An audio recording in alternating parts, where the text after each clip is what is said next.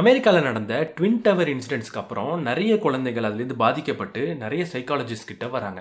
அப்போ வந்த குழந்தைகளோட அமௌண்ட்டை வச்சு ஒரு மிகப்பெரிய ஸ்டடியே நடந்தது.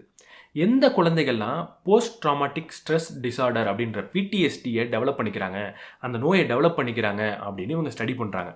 எந்த குழந்தைக்கெலாம் அந்த நோய் டெவலப் ஆனது அப்படின்னு பார்த்தீங்கன்னா, அந்த டிசார்டர் டெவலப் ஆனதுன்னு பார்த்தீங்கன்னா, எந்த குழந்தைக்கெலாம் அவங்க அம்மாவோட அன்பு சின்ன வயசில் கிடைக்கலையோ அவங்களுக்குலாம் இந்த டிசார்டர் ஈஸியாக டெவலப் ஆச்சாம். எந்த குழந்தைலாம் சின்ன வயசுலேருந்து அவங்க அம்மா கிட்ட ரொம்ப க்ளோஸாக அவங்க அம்மாவோட அன்பு அதிகமாக கிடச்சி அம்மானா சேஃப் அப்படின்னு உணர்ந்துக்கிட்டு இருந்ததோ, அந்த குழந்தைக்கு அப்போ கூட அம்மா இல்லைனாலுமே இந்த பிடிஎஸ்டி வரத்துக்கு ரொம்ப கம்மியான சான்ஸ் இருந்து தான் பிடிஎஸ்டி நிறைய குழந்தைகளுக்கு வரவே இல்லையா. இதை விட ரொம்ப முக்கியமாக இந்த குழந்தைங்களுக்கு நிறைய காயம் பட்டதுனால நிறைய பெயின் கில்லர்ஸ் கொடுத்தாங்க.